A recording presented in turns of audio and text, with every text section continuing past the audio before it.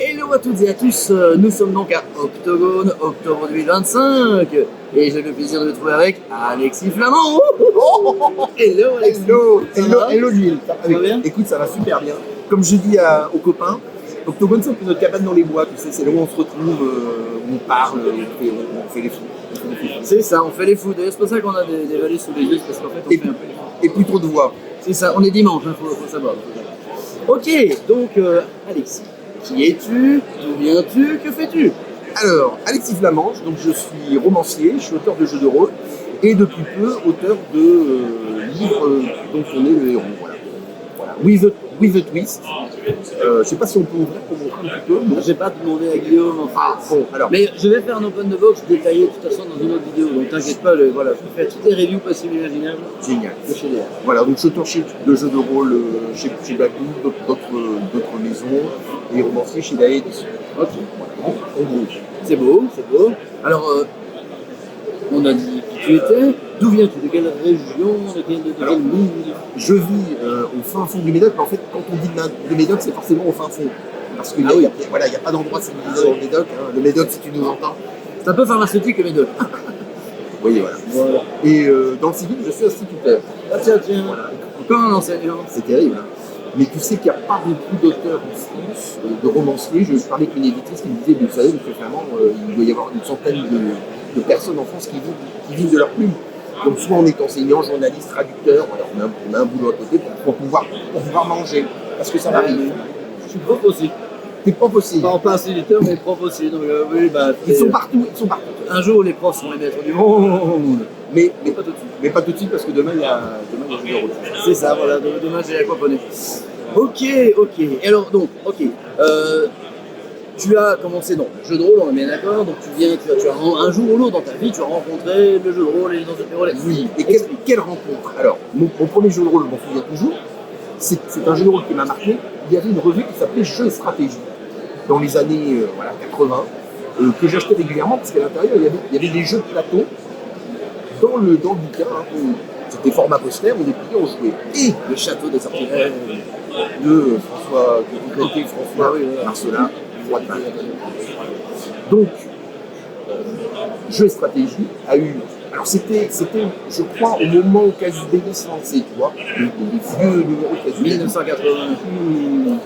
Casus Belli n'était pas très connu, Jeux et Stratégie avait pignon sur rue, était très connu, et voilà-t-il pas que Jeux et Stratégie propose un hors-série avec un jeu de rôle complet dans un magazine, oui, messieurs, dames, vous ne rêvez pas, pour un prix défiant toute concurrence qui s'appelait Méga.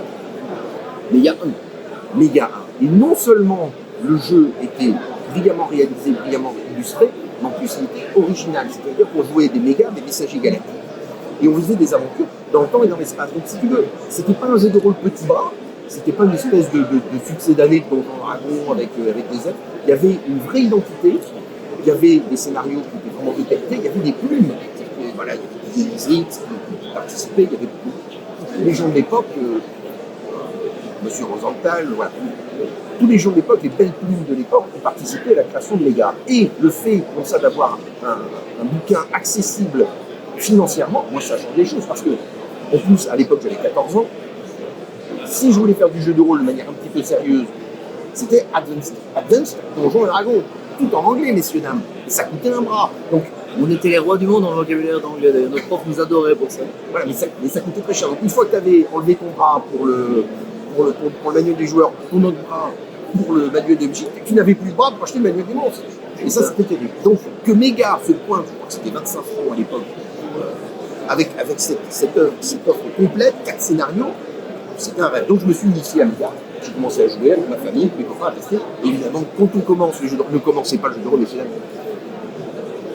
On est forcément pris par le virus. Vous allez tomber dedans? Complètement. C'est un loisir tellement génial, tellement riche, qui permet de faire plein de choses, de vivre des expériences, tout en ne souffrant pas des conséquences. Donc on peut tenter des choses, on les vit tout en ne les vivant pas. Voilà. Donc c'est très très riche. Donc, un jeu de rêve, quoi. Oui, c'est un jeu de rêve, à tous les sens du terme, hein, c'est un jeu onirique. Donc Méga. Et puis après, il appelle le Gulu, il n'a pas été traduit longtemps après, voilà, c'était jeu des cartes à l'époque. Je me souviens, je me souviens encore de la publicité, c'était ah, vous croyez que le jeu de rôle c'est porte monstre au trésor? Allez dire donc bonjour à Cthulhu.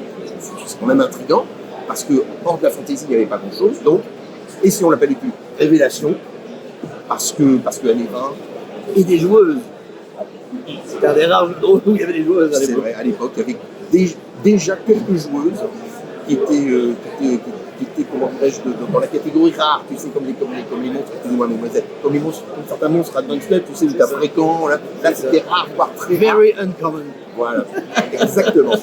Donc on était content. Puis voilà, l'appel du Cthulhu changeait un petit peu de ce côté, je tape, parce que l'appel du Cthulhu, on ne tape pas. Non, on fait de l'enquête.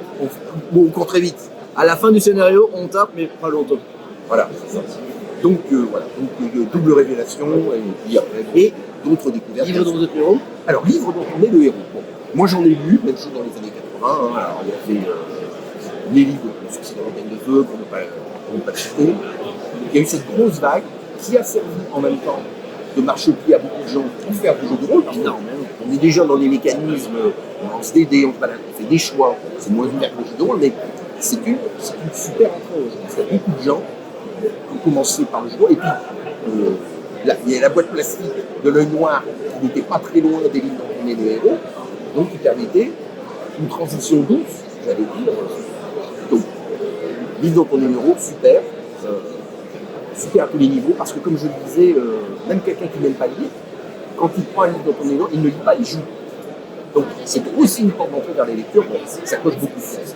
Alors, d'ailleurs, il y a beaucoup de gens qui disaient la confusion, mais beaucoup d'amateurs de livres de héros, tôt ou tard achetaient un livre de l'œil noir pensant que c'était un livre de héros classique. Oui. En fait, ça se jouait de 4 à 5 joueurs. Et c'est cette histoire. Il faut acheter une boîte Gallimard de bon, je vais l'acheter. Et il y a pas mal de gens qui en fait, presque sans le faire exprès, on sont passés de la main. Oui, en se disant j'ai acheté cette boîte, bon, alors qu'est-ce que je fais? Je fais les 3 joueurs tout seul? Allez, non, je vais inviter des potes.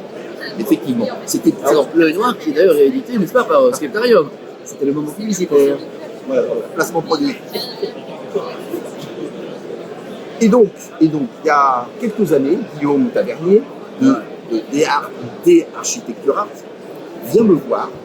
Il me dit, je voudrais faire un livre dont on est long, mais with a twist, c'est-à-dire je voudrais qu'il y ait une carte. Et sur cette carte, on pourrait se balader où on veut. Je lui dis, bon sang, évidemment, c'est ce qu'il faut faire. Alors, il faut savoir que Guillaume Tavernier, c'est quelqu'un qui a une force de proposition qui est assez incroyable. Il vient me voir avec des idées, il dit, tiens, on fait ça, et chaque fois, il me dit, mais évidemment, mais bien sûr, c'est ça qu'il faut faire. Donc, on a cette carte. Alors, je ne sais pas si on la verra, voilà, mais tu vas faire un open doc. Ça rappelle un peu les cartes de Brennan dans Quête du Graal, par exemple. Des cartes avec de l'interactivité. Voilà, exactement. Donc là, on incarne le prévôt de la ville, une espèce de shérif moyenâgeux. Et donc, on est nommé à Aubépine, dans la ville d'Aubépine, et on peut se balader partout dans la ville. Je vais à l'auberge, je vais au numéro de l'auberge. Je veux aller vers le nord parce que quelqu'un m'a parlé qu'il se passait des choses un petit peu bizarres, ou on a retrouvé un corps. Bon. Donc, on a quelque chose qui est vraiment interactif, en 2 dimensions, et on a un espace de liberté. C'est-à-dire qu'on s'extrait du simple paragraphe « aller là ou là », et on va à « je prends la carte, où est-ce que je vais ?» Donc, il y a cette impression de liberté. Alors, qui peut faire peur un petit peu au début, mais la bonne idée de Guillaume du livre des systèmes de règles, c'est qu'on apprend au joueur. Voilà. On nous dit, vous commencez avec le numéro, laissez-vous guider. Ah, tiens, vous allez faire votre premier test de... etc.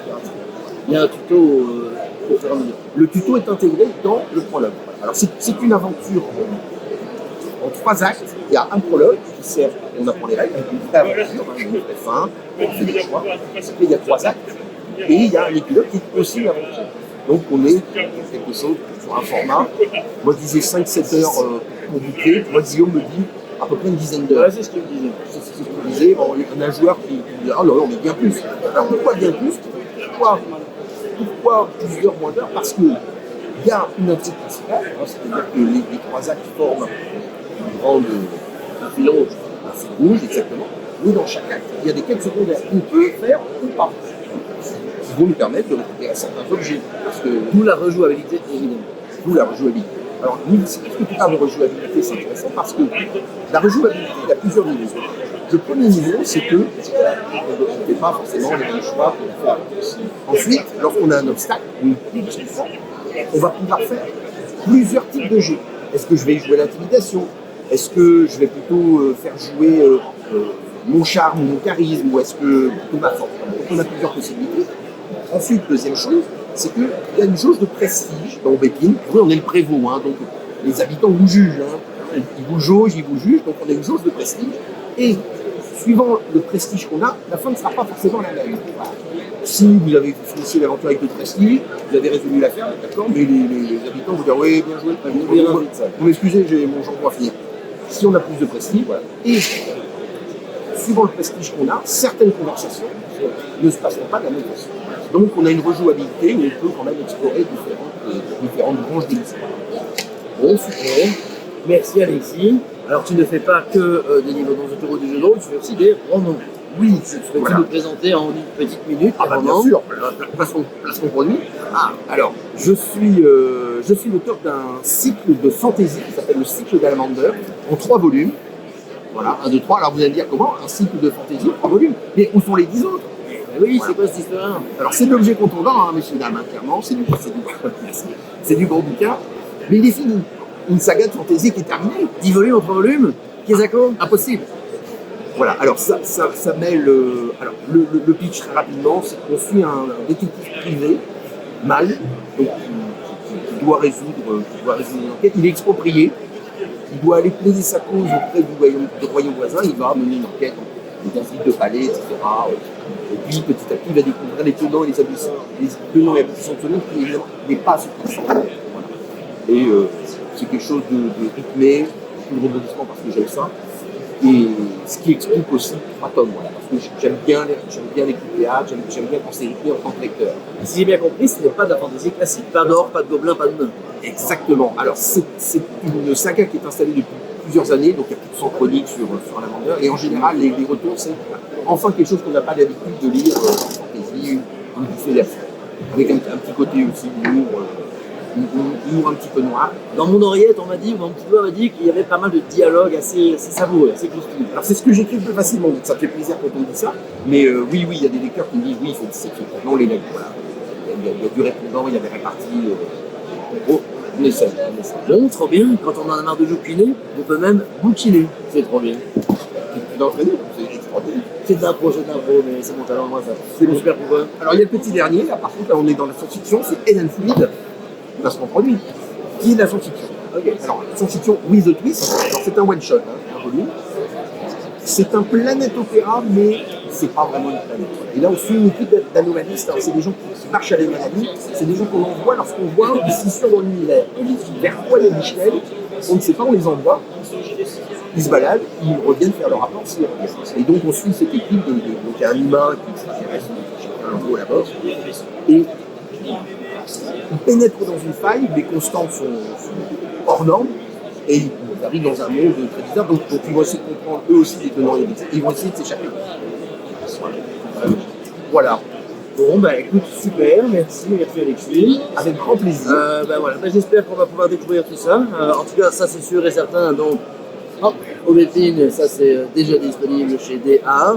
Et les romans, je voulais dire que tu donnes envie. C'est vrai? Ah oui, comme je dis souvent, et que je ne les ai pas lus, mais je les ai écrits. Disponible? Moi, disponible partout, on a un très bon distributeur. Ouais. Oui, en librairie. Ah oui, grandes enseignes. Oui, on est chez Gallimard, Gallimard. Ça va. Ça devrait aller. On ne se plaint pas. Même en Belgique ou en Suisse. Bon, merci beaucoup Alexis, merci. Avec grand plaisir. Bonne fin de salon. Quant à vous, n'oubliez pas, jouquinez bien. Ciao.